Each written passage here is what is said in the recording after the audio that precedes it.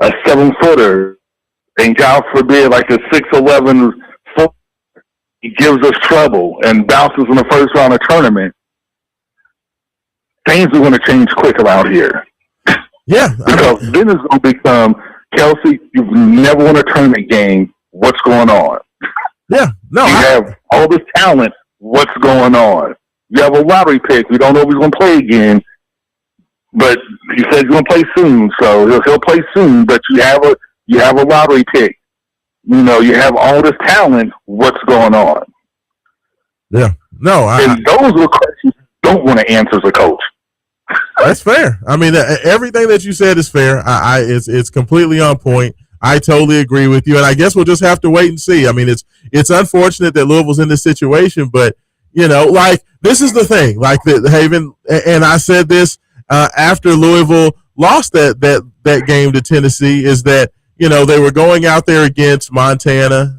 They were playing against the Grizzlies before ACC play got started with going out to Cal and Stanford. It was like, you know, Javon Hadley can play against Cal. He can play against Montana. He can play against Stanford because they don't necessarily have the big physical interior line that's going to be able to exploit Louisville in that way. So it's almost like a false sense of security that like he can go out there, he can put up really good numbers and can look, you know, extremely strong, but it's because it's matchup based. You know what I mean? So it's kind of like fool's gold because you can go out there and look good in those games, but you know that other shoe is waiting to drop right down the road. You know what I mean? Like, so it doesn't really. Yeah, you know what's coming. You know, and what makes it worse than that, you don't want to build a reputation for yourself. Yeah, that you can beat good schools, the bad schools. Yeah. You can beat those guys all day long, and you can run them out the gym in by 20 points. But when you play like elite level schools, you can't get it done, and that's not the reputation that you want to have.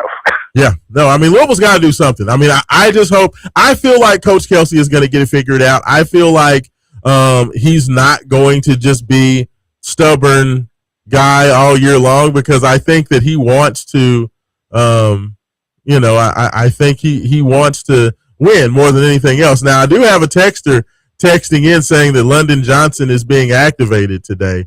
The G League superstar that, you know, Louisville's bringing in, the point guard.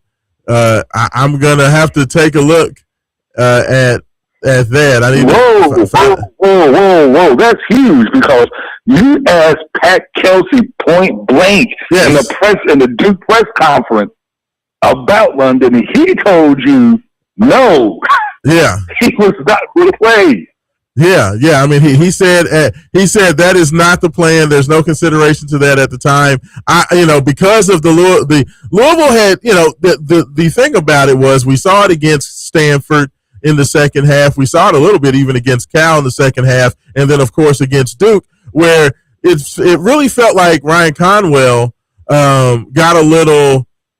I don't know if it's tired or exhausted, and we started to see a lot of turnovers in the second half because Conwell's not used to being that primary ball handler. We saw a lot of turnovers in the second half, so I just went out and asked. I was like, you know, with the fact that now London Johnson should be available, I know that the plan was to redshirt him, but do you he said Seth Davis is reporting about London Johnson. I asked him, I was like, you know, is there consideration to playing London Johnson to kind of help with the ball handling issues? You know, because of the, you know, not having Michael Brown there and Ryan Conwell seeming to wear out in games. And he just looked at me and he's like, no, that's not the plan. But he did say that's not the plan right now. So right now could have been maybe just in that press conference. Because I'm at Tuesday. I mean, no, but like, Haven, like, what's the point of, like, even with like Muhammad Kamara, the young man from Africa that's sitting out, you know, from NBA Africa, you know, redshirts days. Right. The day the transfer portal NIL, who red shirts? You know, I mean, nobody red shirts these days because you don't know these guys going to be here next year. Right. I mean, just the whole red shirting thing is just like that. That's a very passe, kind of past its prime type of deal. You know. Yeah, let's see. It said 29 minutes ago, Seth Davis, who's breaking. Hoops HQ has learned that Louisville has activated former G League guard London Johnson for the remainder of the season. He will be available to play today versus Boston College. So, I mean. So, next question is, what does this mean for Michael? Well, I mean, because there's all sorts of rumors out there about him playing, and we know Coach has said emphatically that he will play soon. His back injury is almost done with his back injury and doing everything else. He's going to play soon, but those other rumors about him maybe not still persistently, like, what do you think? I mean, I think that Michael's going to come back. I do think he's going to come back. I think that the back spasms are a real thing. And I think that, while London Johnson is available, I don't think that London Johnson's activation has anything to do with Michael, because I'm going to be honest with you. I think that Louisville could utilize London Johnson even with a healthy Michael. And the reason I say that is because, the hope coming into the year was that the combination of Adrian Woolley and Kobe Rogers would be good enough to be able to handle kind of the reserve spot for Louisville. But I just don't think that necessarily is going to work. So with that, because those guys just aren't natural point guards. They're both more scoring guards. You know what I mean? Like Kobe's a defensive specialist that really doesn't create for others that well. And Adrian Woolley's more of a true wing. So with that being the case, there's really no backup true point guard, and London Johnson would be a true point guard, a guy who's physical, a guy who can take the bump, a guy who's aggressive getting to the basket, can finish, and can create for others. So, I mean, I think that London Johnson would have a role on this team regardless. So, I mean, that's great news with Seth Davis finding that out. Thanks, Texter, for both Texters for sending that information to us. So, we'll have to kind of talk about that and think about that on the other end. We're already way late for a break, so let's go ahead. Haven Hanson, you going to hang with us for another segment? Yeah, I'm just running. Say that one more time. You're kind of breaking up. I'm here at 10 o'clock. Let's do it. My man. Cool. So, hey, you are listening to Wake Up 502. We'll be back on the Big X in just a minute and continue this interesting discussion. And we'll be back.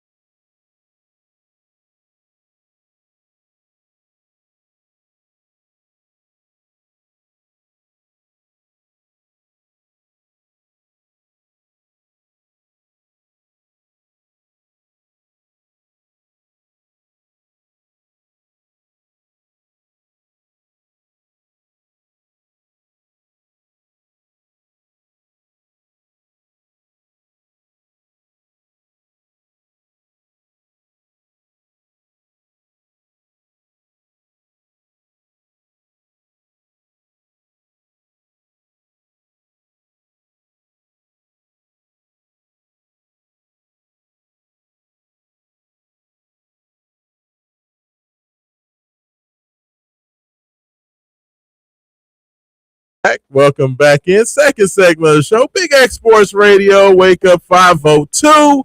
Joining you as always on a beautiful Saturday morning, Raashaan Myers being joined now in studio. We got intern Dre in the studio. Dre, what's happening?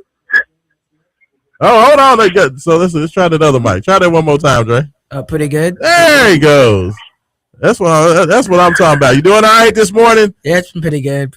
Good. I'm very interested. I know you got some hot takes for me about this NFL playoffs. Hopefully, you got a little something on these college football playoffs as well. I need some Dre hot takes this morning. Haven Harrington, you still on the line with us? I'm still here. That's what I'm talking about. So we did have before we went to the break, we did have the big news breaking that London Johnson, the former G League Ignite guard that Louisville brought in at mid-semester, will now be activated. This is via Seth Davis at Hoops HQ. It looks like he's going to be activated, and moving forward the rest of the season, he will be available. Coming on the heels. Now, Haven, I don't want to just take credit for the fact that London Johnson is now playing, but I do feel that my question ignited Pat Kelsey into doing this. What do you think about that? I agree with you, man. Yeah, the question was like, you know what? That's a good idea. Yeah, I didn't even think about that. So I'll go ahead and take credit. So if Louisville turns it around and once they make the Final Four, everybody can give me those props. So, Dre, you heard it here first. Like, you have to tell all your friends that, Raashaan, the host of the show that you're a part of, it was all him, So, Pat Kelsey, I want my Final Four ring. That's all I'm going to say.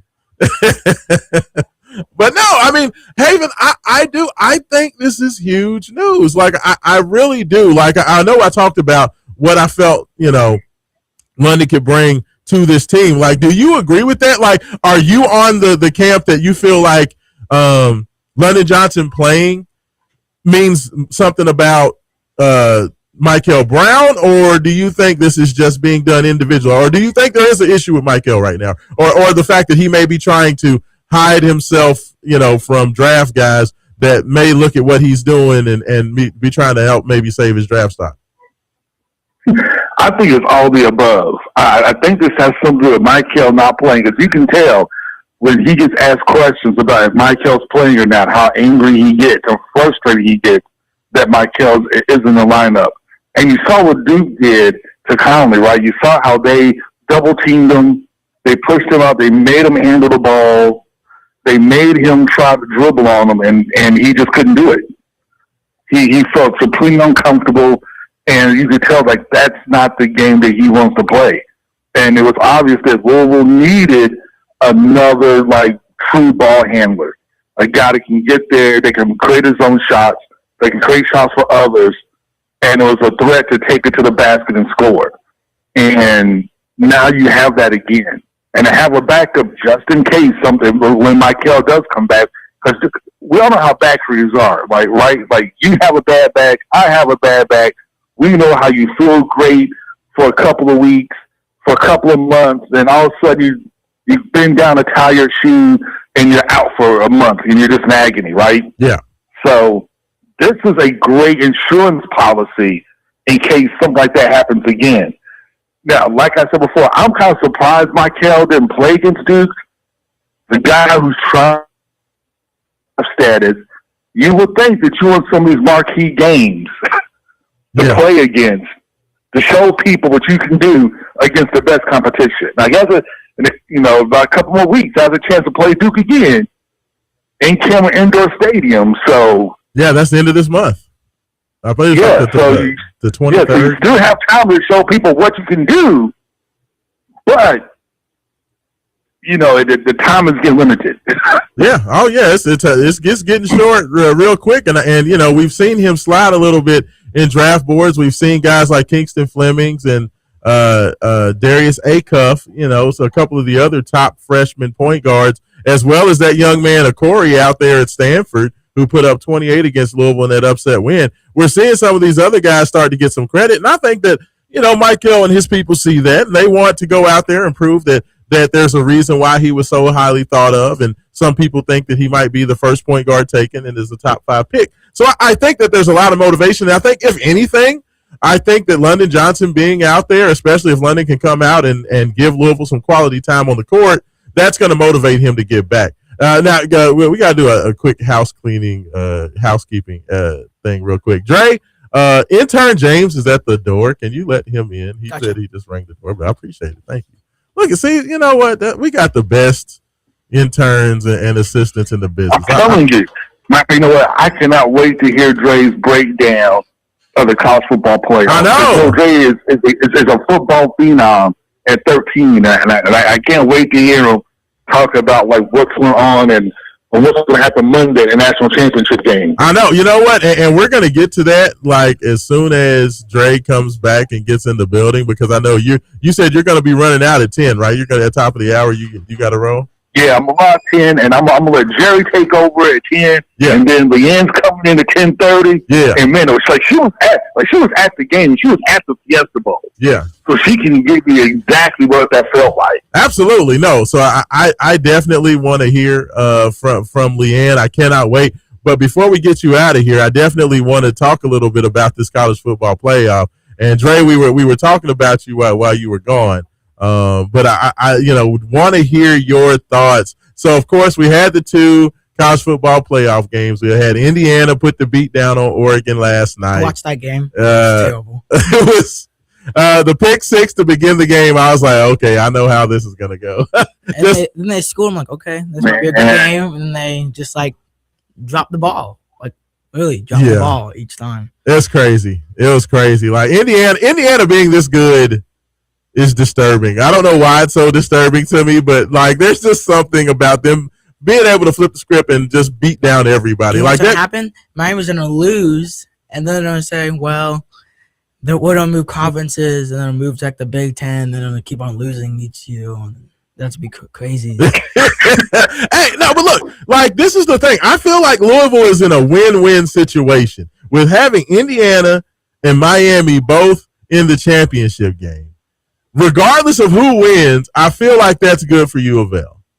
And the reason I say that is if Miami wins, then Louisville can say, you know what? Miami man won the championship, but we beat that tail down there at Miami. So we'll have that. We can hang over everybody's head forever. It's like we beat up the national champions at their own crib. Like nobody else can say that. So I think we get bragging rights there. And if Indiana wins, it's like, okay, Indiana was like the worst team in Power 5. They have like the worst winning percentage. I think they have like a .143 winning percentage all time, which means they lose almost 9 of every 10 games they've ever played in their history. So if that team wins, then it's like, okay, well, if Indiana can win, then Louisville can surely win. Definitely. They can win. They ducked us. They ducked us 2 years in a row. And they ducked us. Yes, they were supposed to play Louisville this year, and they bought out of the contract. So we can be like, last two. we can play with Indiana was scared of us, and we beat Miami. So you know what? Louisville's like the honorary national champion. Hang the banner. Yeah,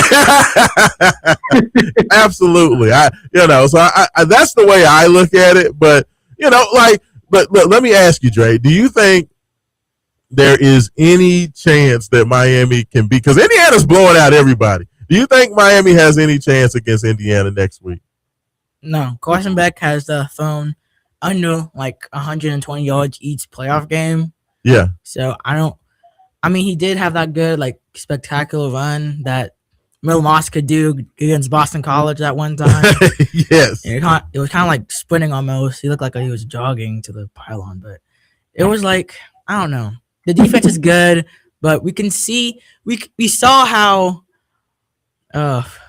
we saw Mendoza diced up all the defenses. Yeah, he diced. Like, he is such a good player. I just don't know if anyone can stop him almost. Yeah, hey, check this out, y'all. If this is a real stat, okay? In the 2 college football playoff games, Fernando Mendoza, the quarterback for Indiana, has more touchdowns than he has incompletions through 2 games. It's unbelievable. And it's not checkdowns either. No, he's throwing the ball down the field as a Las Vegas / Oakland / Los Angeles Raiders fan, okay, the Raiders have the number 1 pick in the NFL draft. And I can hear it in my head. I can hear it in my head. Yeah. Like, I was like, you know what? Take him. I'm saying take him. Like, Fernando Mendoza's that man. Or do you think it was just the coaches and he's just going to be a bust in the NFL? I mean, he could be, but I mean, I'm getting Joe Burrow vibes from him. Like, that's who he reminds me of. Like, everyone on the LSU team in 2019 was all like, I know, top Jamar Chase, yes, Justin Jefferson, all of them. Like, but on the Miami team, it's all just traditional, run down your throat. You can't stop us. Oh yeah, Miami's playing true bully ball. That's all Miami's doing. Throw all your stuff at me, you cannot stop us.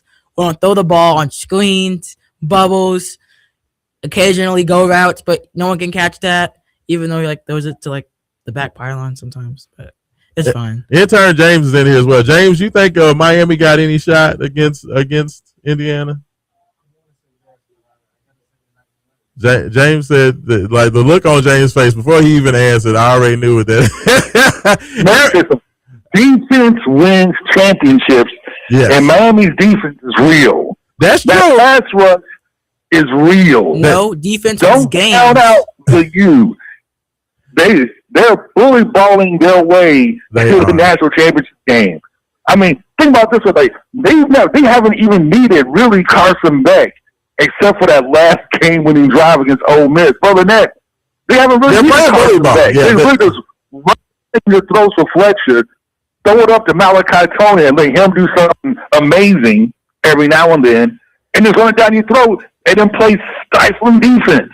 I agree with you, and that's the one thing I will say about this matchup. And like I said, I learned this several years ago when the New York Giants won, a couple of Super Bowls there when Eli Manning was still there, was that the Giants were never the best team. Like, you had the Patriots that were a better team. You've had some other teams in the NFC that probably should have been better than the Giants. But the one thing the Giants had was a dominant defensive line. And when you have a dominant defensive line, you can wreck shop on anything that the other team wants to do. And that's the one thing that Miami has. The Panthers. You saw the Panthers and the Broncos, right, with Peyton Manning. Peyton Manning had a new arm. He can throw for 35 yards. Yeah. But they had a defense and the best running game. Trent Dilfer, the Baltimore Ravens, was horrible quarterback. Yeah. A horrible quarterback. But you had a defense and a good running game. That's all Miami had. They have a defense. They got Ruben Bain. They got Mesidor. The best wide receiver in college football. Yeah. I mean, and you got Malachi Tony. And you have a physical running game. I mean, and that's been their recipe for success. So all I'm going to say is this, Jay and James, Miami, if Miami can continue to play their game, this is definitely going to be a line of scrimmage game. And if Miami's offensive and defensive lines can show up, it can be a game. It can be a game. Even though Indiana's been impressive, it's just, I mean, Miami got dogs. They got dogs. But the problem Miami's too prone to playing sloppy. Oh, yeah. Like they should have blown out Ole Miss, but they dropped 4 interceptions. I know. Yeah. And they had like 100 million penalty yards. Well, that was the crazy thing. Way too sloppy, but they were just so dominant they still won. Yeah, Miami had a B minus. Dominated Ole Miss. Yeah, I mean they played probably a B minus C plus game against Ole Miss, and they still won, which is crazy. Like you said, dropped 4 easy interceptions. Had just some odd, they kind of quit running the ball to start the second half and kind of allowed Ole Miss to get back into it, even though Ole Miss wasn't scoring touchdowns. They were only scoring field goals. Miami kind of lost their mojo there, at halftime. But even with all of that, they still won. They are making the ACC look so much better. I'm going to tell you this right now. If we come into next year and there's like 9 SEC teams in the top 10, Haven Harrington, I'm going to lose my mind. Now there will be. I will say this. So, like you had Clemson, you had Florida State all upset because they don't get enough money. They want to join the big team. They want to join the SEC because they're not getting any money. They're not making as money as those other teams are, blah, blah, blah. And so the ACC bent over backwards for these guys and say, you know what, you can keep all of your playoff money if you make it to the playoffs. You can keep, based on television revenue, we'll change our distribution model. So basically you guys keep all the money and all you guys should be happy. Clemson still sucks. Florida State still sucks. Miami has walking away with $20 million for the championship run. That is insane.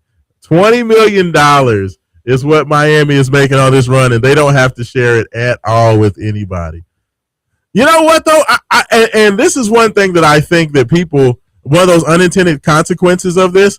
Do you think, Haven, that I know Notre Dame is Notre Dame, and, that they are just this, we're going to be independent forever. But with this new sharing setup, one of the big draws for Notre Dame is when they get into the college football playoff, they get to keep all that money. The fact that they could still keep all that money in the ACC if they did join as a member, do you think that could change their opinions on that at all? Especially with the fact they were left out this year? Never. But if you was Notre Dame, why would you change? You have a sweetheart deal with the playoff committee that says if you're ranked in the top 10, you're automatically in. I mean, ranked in the top 12, you're automatically in. Regardless of what happens, you're in. Yeah. I mean, they have the sweetheart of the sweetheart deal. Like, they whine and everything else. You should have been in, not Miami. You should have been in, not Miami. ACC, why are you talking about us? We're friends. And then it's like, but don't forget, we signed this deal that next year we're in regardless. That's fair. No. Notre Dame. All right. I mean, I just wondered, just with them being left out this year and the fact that, them not being in the conference hurt them. I just wonder if at some point are the Golden Domers going to have to relook and reevaluate their situation. I just think that, no, man, as long as these guys get sweetheart deals by the playoff committee, they're not going to have to change anything. But the playoff committee, everybody was upset and all this other stuff, and I was upset too because to me, the team that should have been left out was Alabama. Yeah. The way they ended the season, they had no right being in the playoff, and it showed. Yeah. No, I am right there with you. There was a lot of frauds. There was a lot of spots that were taken that should not have been taken. But Haven Harrington, we're going to go ahead. We're going to get to the break. Thank you so much for calling in. When we get back on the other side, of course, Jay Hass is going to be checking in. We're going to be checking in on your text as well. 502-414-1450. That is the Game Day Men's Health text line. 502-384-1450. That is the Call Your Law Office hotline. You can give us a call there as well. You are listening to Wake Up 502. Raashaan Myers, Haven Harrington, intern Dre, intern Jay, cast the thousands, and we'll be back on the Big X.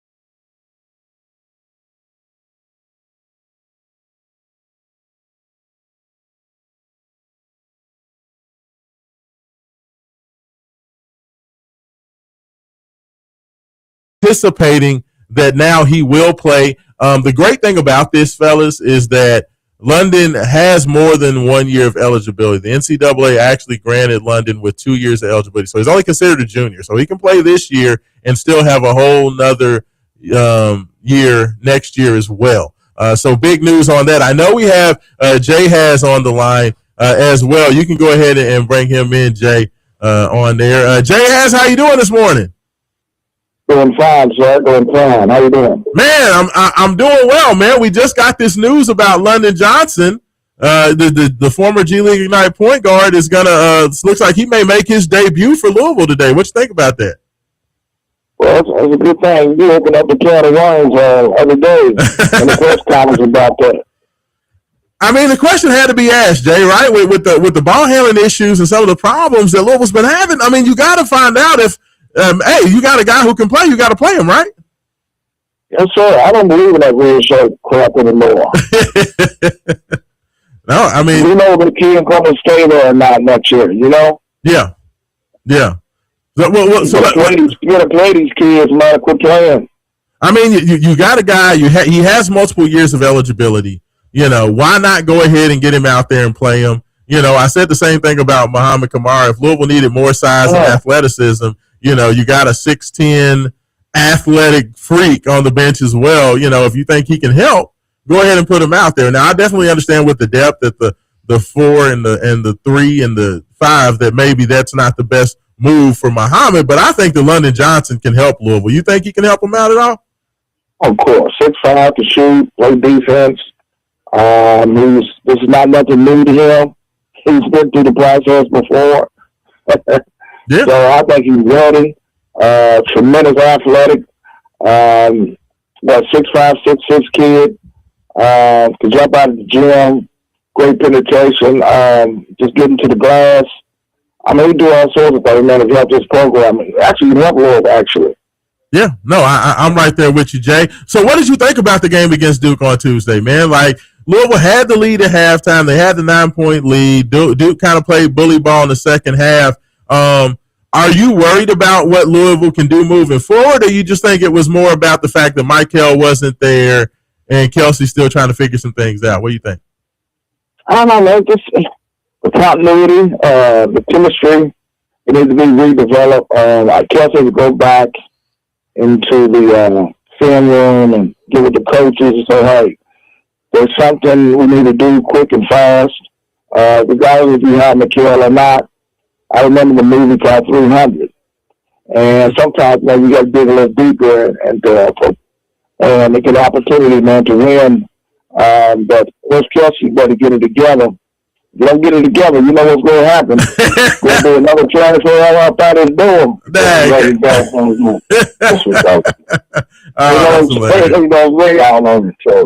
No, that's funny, man. No, I think he's gonna get together. Like I said, I think that he's definitely been a little bit stubborn with the lineups. I think he likes having that smaller lineup with Javon Hadley at the 4.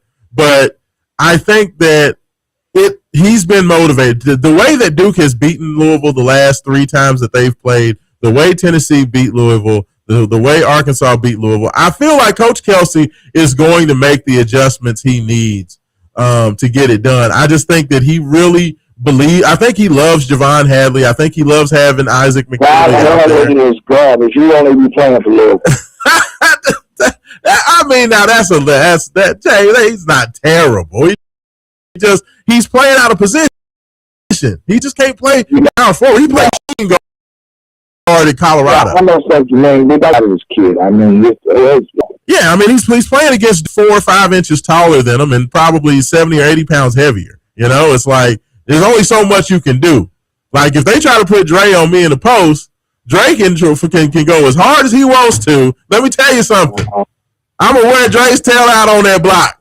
That's at the end of, regardless. It just sometimes you just can't, having heart and playing hard. Dre's like if you playing on defensive line. Okay, if you play on the defensive line and you got an offensive lineman that outweighs you by 80 pounds, 90 pounds, if he gets his hands on you, it's over. You can use all the speed and quickness you can, right? But like if a guy's just bigger than you, it just There's nothing you can do, really. Yeah, I mean, that's what I'm saying. You know, and that's where I look at it with Hadley. Like, Hadley's like 6'4", 6'5". Yeah, she think 6'5". Yeah, going against big 6'10". Well, you know me, I'm not going to make a excuse for this kid, you know, for Hadley. I'm just going to tell you how I feel, what I think about this kid. Yes, sir. But I'm here to tell you, if Kelsey don't get this continuity together today, well, they're beat by some times today. Oh, yeah, yeah. You ain't never seen them. Well, this is the first time they play on CW. Yeah. Really, I always see cartoons and, you know, and Leave It to Beaver and everything on CW. That's hilarious. So, yeah, because we got number 23 Virginia coming up next week. So, yeah, I mean, they'll win today, but you got a really good Virginia team coming in next week. So they need to get some reps. You know, London Johnson needs to get in there, start learning how to play with Conwell and with Woolley and all these guys. I love the fact that he's there. But, yeah, I think ultimately today is practice for what's going to happen next Tuesday. What else you got for us this morning, Jay? Well, there's a lot going on for the next couple of months, man. You know, this is probably one of the best times of the year for Waco 502 and myself, and you know, for the Kentucky Derby just around the corner, and I feel so good, man. They got the birthday celebration. I'm coming up next month, and Jay has birthday, man. I'm just so excited, man. Then he got the award coming up February the 1st. Martin Luther King Sports Awards coming up, and man, I'm just excited, man. You know, I just count my blessings, man. It's always better to be seen to be viewed. There you go. Jay has it's 2026, brother. It's a whole new year. I got people already asked me about the Jay Has birthday bash. I'm very excited for you getting that award February 1st. So it's going to be a good year, brother. I appreciate you calling us this morning. All right, Doc. As always, we go to Waco 502 Sports Show. Raashaan Haven. Have a great day, guys. Yes, Raashaan, you ain't got too much longer. You got less than an hour left, man. You got to head up to the Young Center. Oh, yeah, absolutely. I'm going to be headed down there, and hopefully we're going to get to see some London Johnson action, so then I can go in and ask Kelsey about that. Hopefully he don't get mad at me. Appreciate it, Jay. There you go. One of the best to ever do it. Jay has joined us this morning. Appreciate him. Now, James, I believe we have some text into the Game Day Men's Health text line. What we got going on in there today? Sir, we got a couple in here. First off, it says, I agree with Haven. There's no reason to redshirt anyone except if they're injured and can't play. Yeah, I mean, like, literally. Redshirting is very much, you know, that's like old school. Like when, you know, you didn't football only. Yes. Yeah. Like, yeah. In football, I can understand redshirting because physically the demands of the game, you know, guys got to get in the gym. They got to get bigger. They got to be stronger. Basketball, it's not really the thing, you know. With NIL these days, they can like go to like some other team, like the D2, get like more money than ACC and Louisville's gonna give them anyway. So yeah, I mean, hey, I say play because you can always leave. Like James, what do you think about that? Do you think there's any value in that red shirt, and especially for basketball at this point? I don't really hear about it in basketball as much as I do football. Not really. I just don't see it. I don't understand it really. I agree. You know, because especially with and like you said, Joe, with the age of transfer portal, guys can leave every year. So like the fact that Muhammad Kamara is not playing, like, do you really think that Muhammad Kamara is going to stay at Louisville for 5 years? You know, if he doesn't play next year, I don't think he's going to come back to Louisville. That's what I'm saying. So at that point, if he's not going to be here for 5 years, why are you redshirting him? You know, like unless there's an injury, at least see what he can do. Just like, I don't know, that one in NJTV. Oh yeah. They like blew him up like it was like 50 to 17. Yeah, exactly. Play him against NJIT. You know, like let's see what he. Like, I don't get it. Like I understood. I understand football. I understand. You know, if you have an offensive lineman that comes in undersized, maybe he's 265, 270. You need to get him up to 290, 300. Like I can understand that in football, but basketball, I don't get the whole red shirt thing. But the great thing is, you know, London Johnson's going to play today. I don't know if that means anything for Mo Kamara. It seems like they're pretty set at that spot. I think that they need to get, honestly, more minutes for Kanai Roos more than anything. Like, Kanai is the one dude on the team that is like an athletic demon. And he's still growing, too, because last year he was like 6'9". This year he's like 6'10". Yeah, he's 6'10", almost 6'11". Like, he's, you know, he was almost looking James Scott, who's 6'11". He was almost looking James Scott in the eye last year. You know, and now he's almost as big as Ali Khalifa. Ali Khalifa's listed as 7 foot tall this year by U of L. So, I mean, Kanai's got athleticism. He's got size. He's not necessarily shooting the ball well, but I don't even want him to shoot the ball. I'm going to be like this. Look, brother, like, pump fake, you can get to the rim on 2 steps from the 3-point line. So ball fake, jab step, go. And go to the free throw line. And go to the free throw line. Exactly. You're big. Make the free throw. Yeah, and he's a good free throw shooter. That's the thing. Kanai's a good free throw shooter. So, I mean, I think that this is going to really help Louisville. I'm excited about it. I was already excited to get back in the gym just to see what adjustments Coach Kelsey is going to make. But with London being there, hopefully Kanai's going to play more. Ali Khalifa had a great game, and I'm tired of people talk. Everybody talk about Ali because Ali ain't athletic. They always talk, he can't jump, he can't jump. Yeah, he cannot jump. You know, but I'm like, hey, but he's a great passer. Dude can pass the ball like Magic Johnson, and he hit 5 threes last game. In a good scheme, he can definitely knock down, pass, maybe even drive to the basket sometimes. Yeah, he's like does like the baby Jokic thing. You know what I'm saying? Like it's like, to me, I like that. I like Ali Khalifa. Everybody always pick on my man. I'm tired of talking about Ali. So what else we got on there, James? We just got an interesting text come through. It says you all need to check out Purdue about redshirting. They redshirt a lot of their big guys so they can get an extra year in the weight room so they can come out strong. Just saying. Trey Kaufman-Wren is one example. Also, Jack Bittner. Yeah, no, I know that's definitely true. I know that there's a big 7'2", 7'3" guy that Purdue has. I can't think of the kid's name. I think they pay him more money to stay though too. There's definitely Big Ten team. There's definitely pros to redshirting. I mean, you get to see what they can do while they're not really playing in real competition. Yeah, but it's not really a true test of skill if they're not in an in-game situation, because that's when people really show what they can do. Like, you can do whatever you want in practice all the time. There's practice warriors, but yeah, definitely. Yeah, well, and I think that especially in Muhammad Kamar's case, because he's coming from NBA Africa, a lot of the times, I can't remember the big guy that Kenny Payne brought in a couple of years ago. I can't remember his name, but he was a guy who came over from Africa, had a lot of athleticism, but kind of was raw as a player, couldn't really dribble, was kind of wild, trying to set screens, offensive fouls. You know what I mean? Like, a dude like that, I can see giving him time. Yeah. You know? So, I think that there is value to it in some cases, but it's just very rare. If you're like an American-born player that's been hooping your whole life, just let them, just get them out there. See what they can do. Absolutely. Like, I can understand Purdue, especially when they have those big, skinny 7-footers. I think Zach Edey, when he first got there, I think he redshirted because he was skinny. Zach Edey was like 7'4", but dude was like 185 pounds, something crazy. He was like super tall, but like super skinny. And of course, now Edie's like 280 pounds. Yeah. So, that red shirt worked. That's what I mean. There are times when it definitely works. So, do we got anything else on the text line, James? We do. And I have a question about red shirt. Oh, yeah. Is there a new thing? Isn't there a new thing? Like, you can play up into a certain amount of games?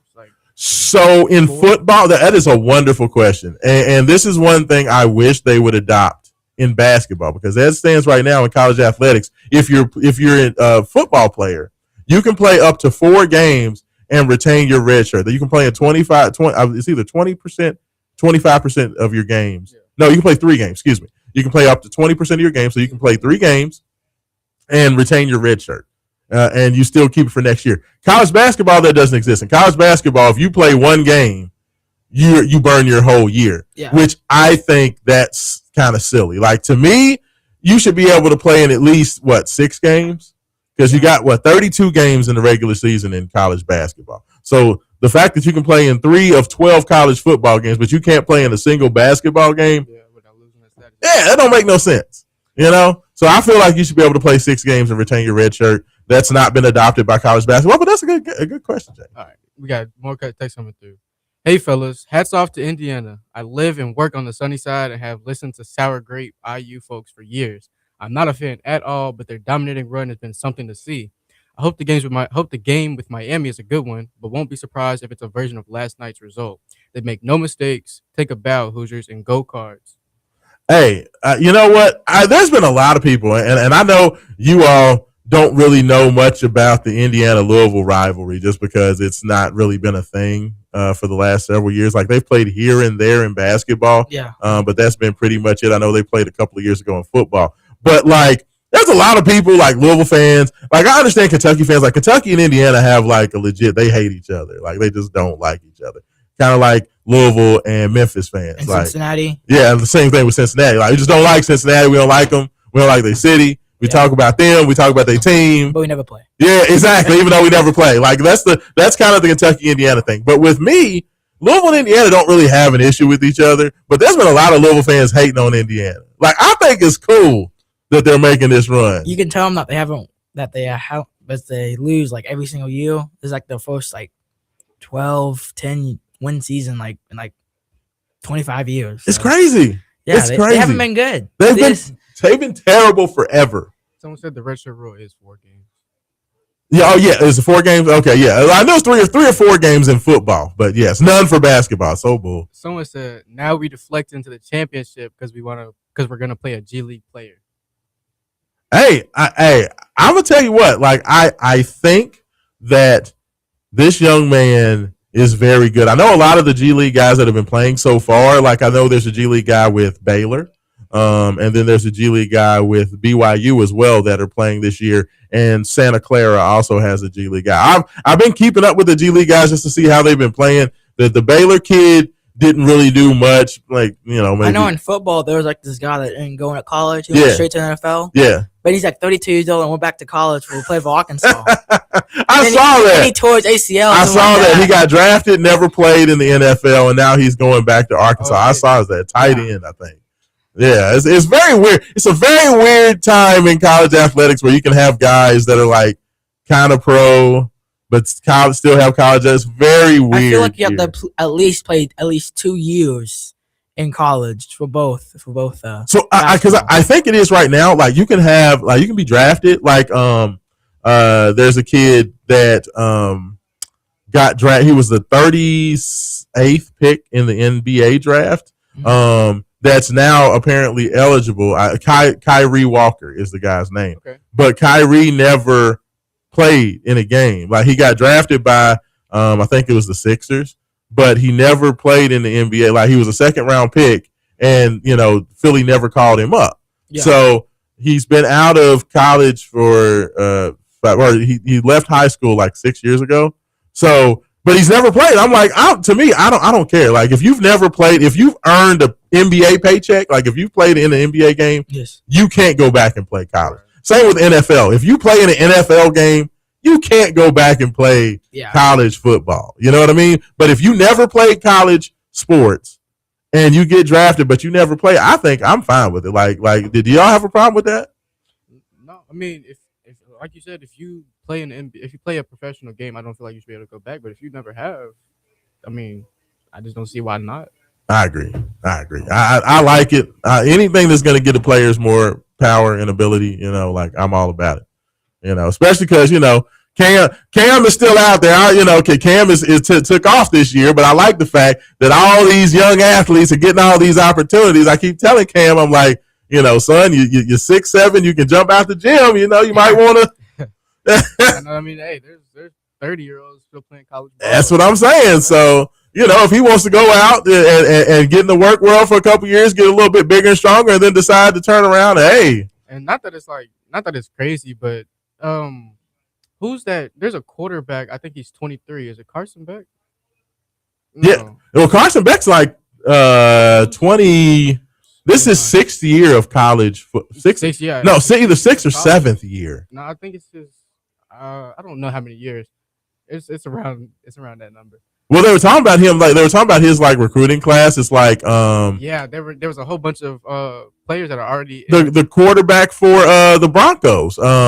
Bo Nix. Him and Bo Nix were in the same high school class. Like Kyle Shuck and Amon St. Brown in the same class. Jackson Smith and Jim, but he was in his freshman class too. That's crazy. Like it's crazy. Like and yet Carson Beck is still hanging around in college. You know what I'm saying? I know for a while, and like for past 10, maybe 5 years, that Georgia's just been like the Goliath, just staying over all teams in like college football. Yeah. And they only lost like 2 teams. Yeah. And the same team with Alabama twice in the SEC championship game.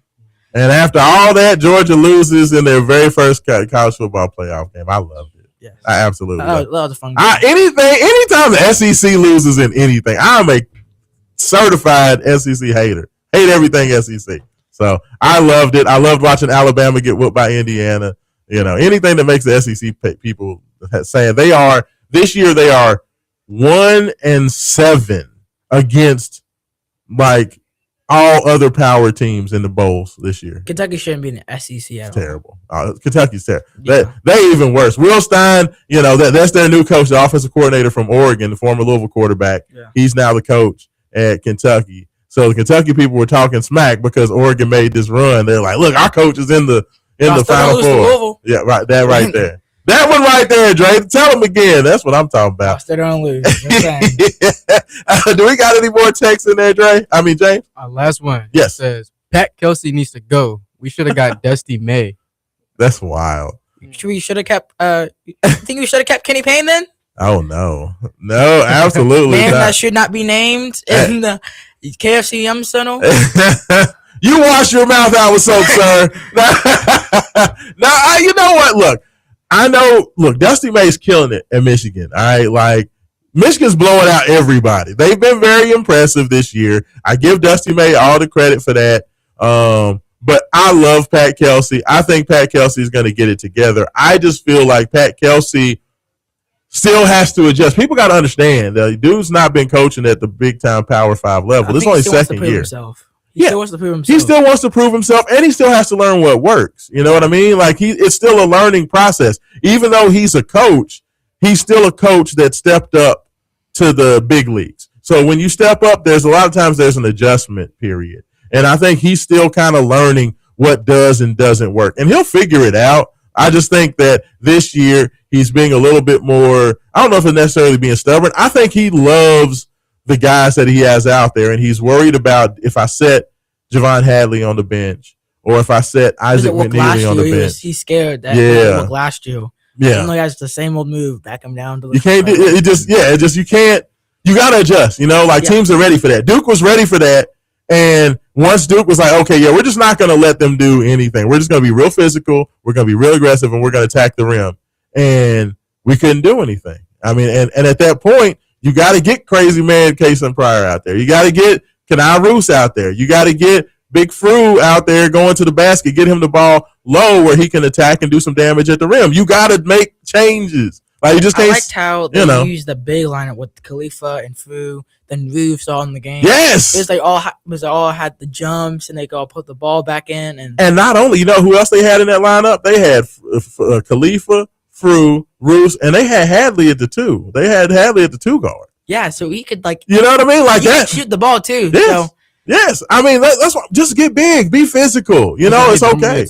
Absolutely. Yeah. But I'll tell you what, we got to go. Go ahead, get to break. We got thanks to the good people over there at the Louisville First Radio Network for checking in with Wake Up 502 this morning. You can make sure to check us out every Saturday, 9 to 11. Appreciate you guys. Are going to be sending you to Paul Rogers for Louisville pregame as we get countdown to Boston College, Louisville, London Johnson debut. Super excited for that. For everybody listening to Wake Up 502, come back. We got one more segment. We're going to have Leanne Herring joining us. We're going to talk more college football playoff. We're going to talk a little bit about some of these transfer portal guys that Louisville's got in there. Jeff Brom is rolling. The NIL is flowing. This is Wake Up 502. Raashaan, James, Dre, and we'll be back on the Big X.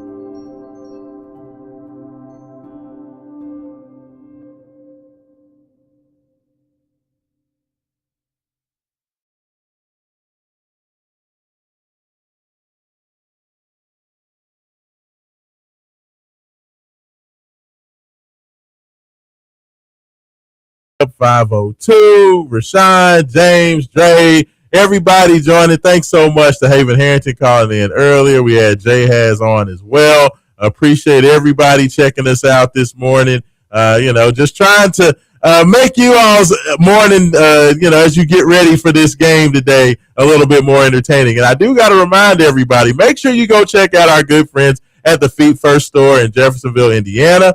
Feet First is helping Kentuckiana move better and feel better every day. If you are dealing with plantar fasciitis, knee pain, back pain, or you spend all day on your feet at work, they have you covered. Their personally fitted orthotic system is designed to improve balance, alignment, and overall comfort. Athletes can see better stability and performance, and everyday workers get the relief they need to keep going strong. I actually have my orthotics in like right now, and they are absolutely amazing. Make sure you go out there, schedule your appointment by calling 812-725-0208 or visiting feetfirststore.com to book online. You can find the Feet First store in Jeffersonville, Indiana, 2781 Jefferson Center Way, and they will take care of you. Holler at my man Chris Cannon. Chris is a great dude. He's super as passionate as I am about Louisville athletics. That man is passionate about feet.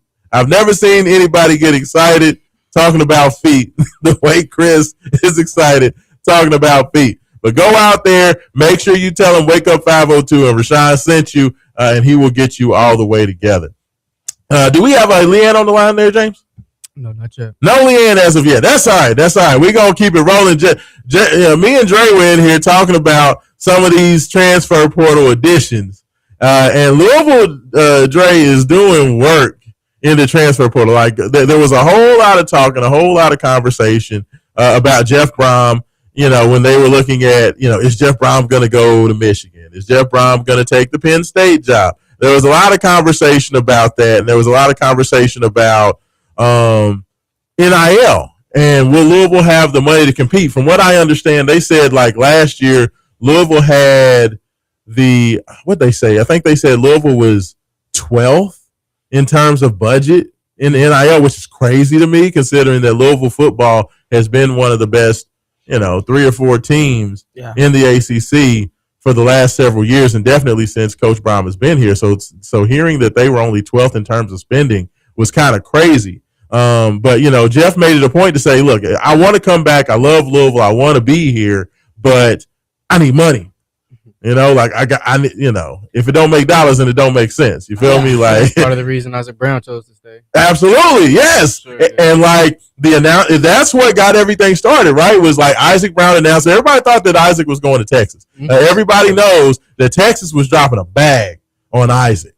And it sounded like some of the big time boosters and along with the big dog, Vince Marrow. He's kind of the recruiting guru, recruiting director for U of L. They put the tweet out saying, hey, mission complete. My boy's back. And like from there on, it has been on. Like when you talk about some of these, to highlight some of these transfers, we had Trey Richardson. He was one of the newest transfers, 4-star transfer from Vanderbilt. He was Diego Pavia's number 1 receiver, absolute beast. A lot of people like to compare him to Zay Flowers, kind of a little bit undersized, about 5'10", but fast, great hands, great route runner, very physical. Mm-hmm. They were able to get that done. Louisville needs a lot of help at wide receiver. They have positions in general. Yeah. I think they had, I think quarterback and wide receiver, they lost pretty much everybody. Like Louisville had just Briggs Cherry, who is going to be playing in the Navy All-American game today, by the way, on NBC. If you want to check him out later on, I'm going to have to put that on record because I'll be at the Yum Center. I think that starts at noon. Yes.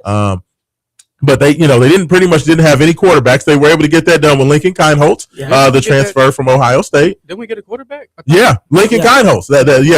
We brought in Lincoln, but I think that they're probably going to have to bring in somebody else because right now they only have 2 quarterbacks on roster. Okay. Yeah. So I would think that they're going to. I think they're going to get the guy from JMU. Okay. I think. Alonzo Barnett. Yeah. I would love to see that. Like Alonzo Barnett's not like they're going to need to bring in a couple of guys. I mean, it's kind of like Ole Miss. Yeah. Like Trinidad Chambliss, the guy who, ends up playing in the Final Four, for Ole Miss. He was the backup at Ole Miss. They just needed somebody else to fill in. So they bring in Trinidad, who was a D2 champion. They didn't even Ole Miss didn't even expect for this guy to play, but their starter gets hurt, and then Trinidad comes in, looks like Superman. Hey, you just need one shot. That's it. One shot. That's it. So I think that Louisville's going to definitely bring in at least one more, probably two more quarterbacks from the transfer portal. But everybody seems to love Lincoln Kindholz. I'm kind of on the fence just because he's never played. He was 3 years at Ohio State and really never played. And to me, and y'all can tell me your opinion on this, and I would like you all's opinions because y'all are football guys. And to me, if a quarterback has not played in 3 years at a school, is he really that good? So I think last year before Sand was going to start, they had like this position battle. Yes, and people were talking about Sand's going to lose and. Because it looked like he was going to win. Yeah. But then somehow, I guess they gave him the number one spot. Yeah. But when he did get in, he showed like a lot of promise, I thought. Yeah. I mean, and that's what I keep hearing is that, Kindholz is competitive. He's a, very athletic guy. He has a lot of heart. He's a dog. He's aggressive. But I mean, like what James, what do you think? Like, I feel like I know I'm kind of rough on Kindholz, but like to me, I'm like, dude, if you ain't really played, like, he didn't play at all as a freshman. He didn't play really. He was third string as a sophomore, and this year he got beat out by Julian Sayin for the starting spot. So I mean, can he really be that good? I mean, Julian Sayin. You can't really. Julian Sayin's a good quarterback. Yeah, I mean, he was a Heisman Trophy candidate. Yes, but it was. I mean, just because Lincoln Kindholz, Kindholz. Yeah, I feel like he's a solid quarterback. His career stats are good. He's 21 for 36 on his career through 2025. He has 250 passing yards and one passing touchdown. To not really and 0 interceptions, to not play that much, to not have the experience that he has. Sure, it's not a lot of room to mess up, but he's used the room he has and he's done good with it. I saw a stat line. I can't remember what it was, but it was a stat line when it said that we were bringing him in, and it was impressive. It was a pretty impressive stat line. So I feel like once he gets in the system and he can adapt to it and just get a feel for the game, I feel like he'll be able to do well. But Ohio State does have a good wide receiver room, so we could just be throwing up. That's fair. I mean, yeah, you got Jeremiah Smith. Jeremiah Smith can make anybody look good. I would think. I think I could play quarterback and just throw the ball up and just be like, go get it. You know. But, hey, by the way, James, look out for Leanne. I think she just sent the text and she's about to call in. Okay, but yes, I mean, we're just gonna have to see. I mean, we're getting transfers at the skill position over, so see how they mesh together. Yeah. We have some new linemen, so that's pretty good. Yeah. Oh no, the offensive line. They said that they were going to make a point. That they were going to focus on the line big time. And I think you saw that. They got the big guy. What is his name? We got Daughtry, Eric Daughtry from Boston College. Yeah. Big dude, 6'3", 305. I was super impressed with the Boston College offensive line last year. Like, that was one team where I literally said this while I was sitting in the press room watching the game. Watching Boston College sucked last year. They didn't have any. Quarterback was terrible. Yeah. Running back was Turbo Richard was okay. Didn't have any wide receivers. Didn't really have any speed. But the one thing that impressed me about them, their offensive line were mashers. Like, they were monsters at the point. They pushed Kelvin off the line. Yes. Bernard off the line. They were super physical. I was like, my God, Boston College, like, they don't have anything else, but their offensive line is ridiculous. And so to get a guy off of that line, I was super excited. I like him. They brought in Anwar O'Neal. He was a transfer from the Blue Hens. Delaware. Thank you. That's Trey. That's what I'm talking about. Thank you. They brought in.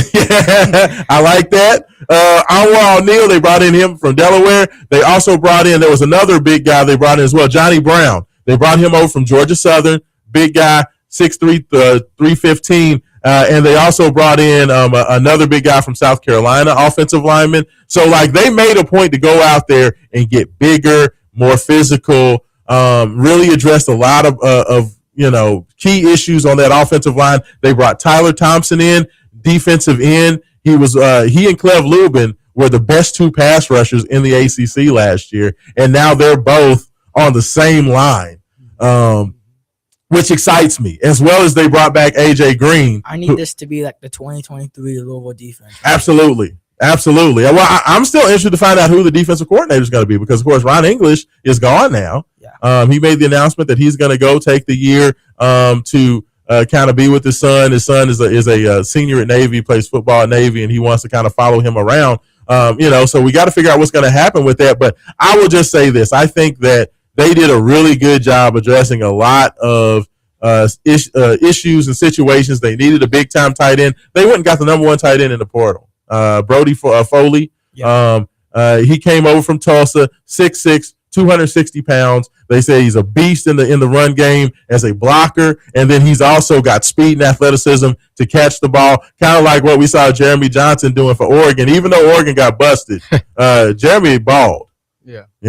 So we do have Leanne on. We got Leanne on the line. Leanne, good morning. How you doing? Sorry we're getting you late, but I'm so happy you could join us. Good to be back. Man, if you guys, I think we can officially say that the U is definitely back. And if you guys don't think that Indiana is the number one deserving team in this college football playoff, then you guys got some serious blinders, and you probably still think the SEC is the best conference in the thing. Man, what a finish. What a college football playoff and championship we have. Talk about the storylines here. So glad to be back. I know we don't have a lot of time. I normally would be calling you this morning from San Antonio for the All-American Bowl, but man, there is a lot of chatter with Louisville natives being some of the top guys at some 2027 are coming off the board, hoping the Cardinals can get them. So I don't know what we want to dissect first, but let's get to it. Yeah, absolutely. You talk about the All-American Bowl. Briggs Cherry, from what I understand, Leanne, has been turning some heads down there in San Antonio. Have you heard any buzz about how he's doing down there at all? Actually, Briggs is a kid that I've watched. We had looked at him one time at Ole Miss, but he's out from the Baylor school. We had several kids out on our Ole Miss roster with Baylor school roots. Of course, we know our current commit, Keegan Croucher, is now going to be stepping up as Briggs is heading down to the Ville. He's a Connecticut quarterback, Ole Miss commit. Highly touted. He's going to be taking the place down there for Briggs. But man, when I see him, he's kind of one of your classic quarterbacks. Nothing extremely fancy, but he's very meticulous. He just operates very smart, has a really high football IQ.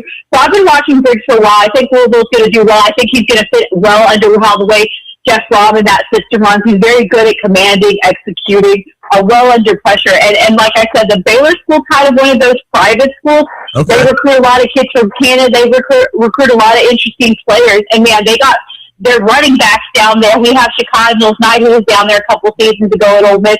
They just have a unique way of thinking. I like what Briggs Cherry is going to do, down for the Cardinals in there. But I think there's a lot of 2027 kids. Jihad Brown, of course, Christian Academy. There's a couple kids down there who are going to be making live commitments today. This kid, he may be a 3-star wide receiver, but when you've seen him, from what I've seen on the tape, he's really showed out there this week. I think he's got the Cards, Alabama, Ole Miss, Indiana, Vanderbilt. The Hoosiers have been, trending. Kirk Spaghetti and his staff has done a really good job of recruiting. He's set to announce day. He's only 5'10", 186, but like I said, he makes up from what I've seen on the day. He's really locked in and been a great. He's really been able to keep up with some of those taller guys for being a 2027 guy. Another kid too. Like I said, Louisville Louisville has been the talk of a pretty quiet All-American week in the thing. Another kid, of course, I think that everybody's been looking at is Darren Hobbs, another kid out of Christian Academy, plays that safety linebacker role.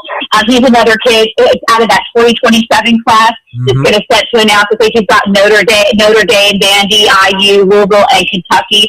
It's kind of been a battle. We know that Kentucky has been on the surge with the recruiting. We've been hearing that it could go back and forth. The Wildcats have been doing a really good job. They really want to keep it. Kentucky's really been looking to build in that secondary. Will Stein hired some coaches, including, former safety coach out of Houston who's really good at recruiting. But again, this could be another IU win. So like I said, the Louisville kids are making some noise down there with the talent. Like I said, a lot of 3-star kids, but you know how I feel about tags, gentlemen. that doesn't show anything about translating. The kid that I'm really, really excited about, and I think it's going to be all Cardinals, is the number 1 player in the class of 2026. You guys know who he is. I'm talking about cornerback, TV, Allen Evans, another kid out of Trinity. I mean, he is one of the most coveted DBs. I mean, I've been looking at his tape for a long time, as I'm sure you guys have. I mean, he's got that 6'2", 185.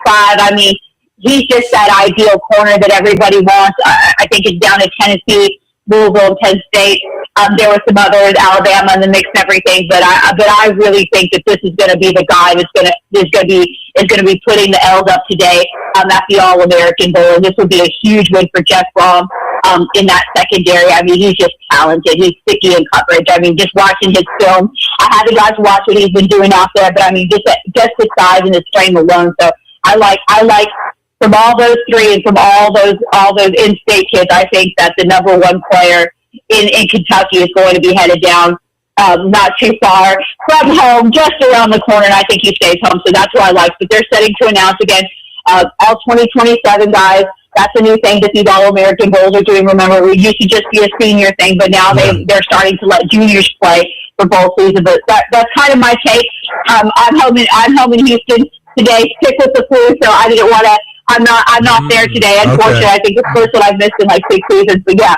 Those are who I like, but Louisville kids, the Trinity kids, the Christian Academy kids for this 2027 class, they're going to be ones to watch. Louisville's making a lot of buzz on that national scene, but these are the guys from the area that have the Cardinals on their radar, course guys, and then, like I said, a lot of programs looking at. I think last night was the surge, obviously, for Indiana leading the way, Kirk Cignetti. But yeah, I really think that the number 1 player in that class of 2027 will be throwing L's up later today as he announces at the All-American Bowl Stadium game. Hey, that's super exciting. I love to hear it. Hopefully the big dog can keep snatching up that talent. Vince Marrow doing his thing, and plus, Leanne, we need to keep Kirk Cignetti up out of the backyard. The man's coming into Louisville. He's doing too much now, Leanne. Like, I'm okay with Indiana having success, but he need to leave these Louisville boys alone.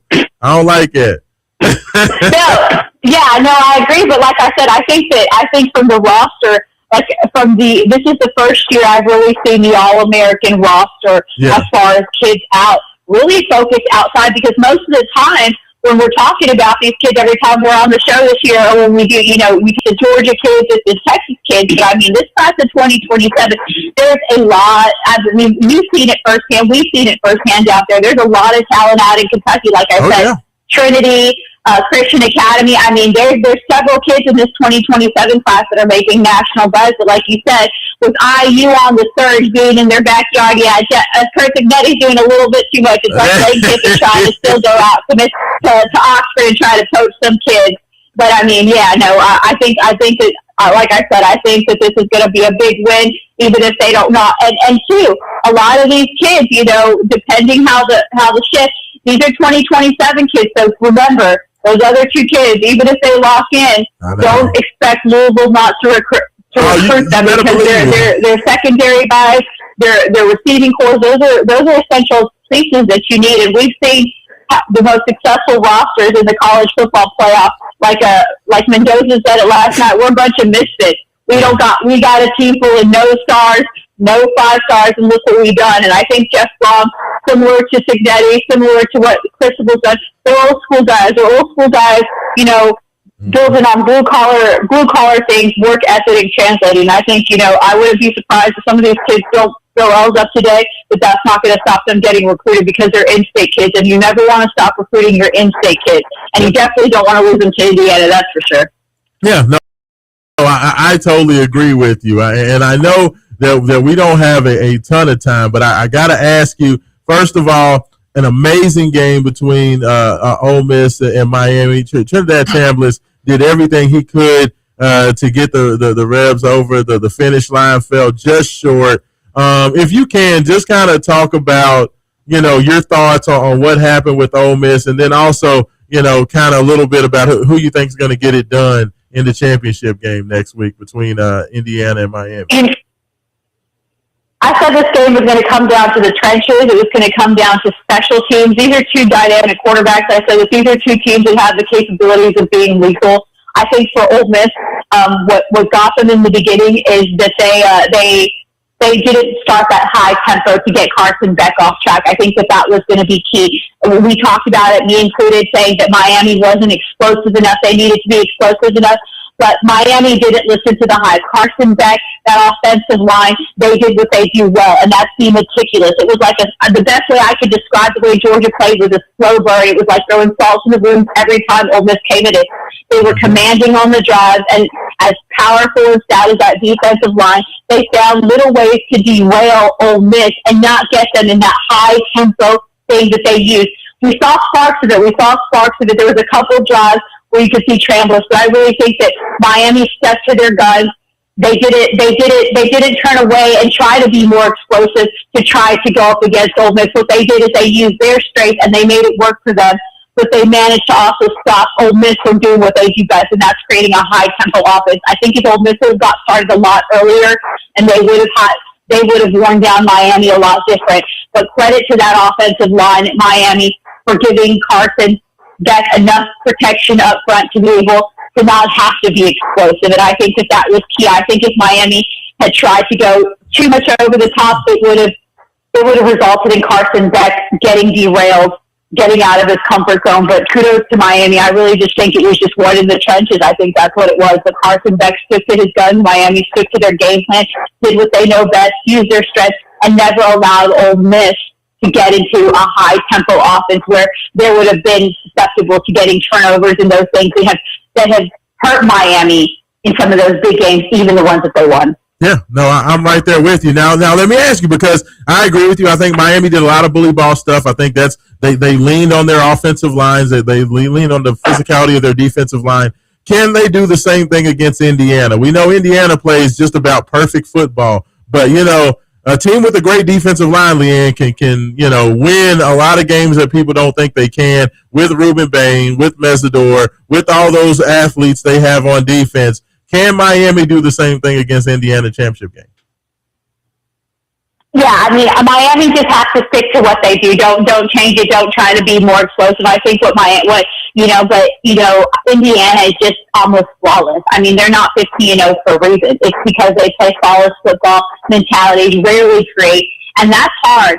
So I mean, that's just hard to face because they just don't make mistakes. And you can't say that it's just the once. They played a sample of different teams, different conferences, and they've matched up. I mean, we're talking about being able to push Oregon that way. Yep. Not that Oregon was top tier, but still, to be able to do that to what's considered one of college football's top tier teams when you're Indiana, I mean, they handled business. I mean, they were just running it up. But you gotta love that mentality Kurt Signetti is. He talks about, you keep playing ball no matter what the score is. If it's up, it's up. You keep playing, and I think that's the mentality. But it's just I haven't sat down and watched the tape through. I think it's going to be a battle. I think it's going to be a low. I don't think it's going to be a high scoring game. I think the two teams, the way that they're coached, the way I mean, it's going to be. This one's going to be. I can't tell you right now. I'm going to have to sit down, but I think it's going to be a showdown. But I think the toughest part is for Miami to be able to come out on top. I mean, offensive wise, they got Malachi Tony. I've been watching that kid for a long time. Fletcher. I mean, they have the weapons. But what always shoots Miami in the foot is those penalties, those turnovers, those little details that Indiana is really good at picking up, because like you said, you got a team that nearly plays flawless and rarely gets derailed even when their back's against the wall. So it's going to be a really interesting matchup. But hats off to both these teams. They are more than deserving to be here. Like I said, if you don't think the youth pack or Indiana's deserving of being the number one team, you got some serious blinders on, because both these teams have proved, and like I said, not the cleanest football on Miami side, but they proved, and Carson Beck has proved, that they have the weapons to do it. It's not who's going to execute. I think it's going to come down to who plays the cleaner game. Yeah. Because both these teams have strong weapons on both sides of the ball. But I think the key for Miami here is almost having to play a flawless football game where they don't allow themselves penalties and little things to derail them from Indiana. Agreed. No, I agree. I agree with you. Thank you so much, Leanne. Appreciate you calling in. Look forward to chatting with you next week as we get ready for that championship game. Thanks so much for calling in, okay? Sounds good. L's up. There we go. Hey, and appreciate everybody listening this morning. This is Wake Up 502 for Haven Harrington. This Kentuckiana's only locally owned sports talk. The Big X, AM 1450 and 96.1 FM, WXVW Jeffersonville.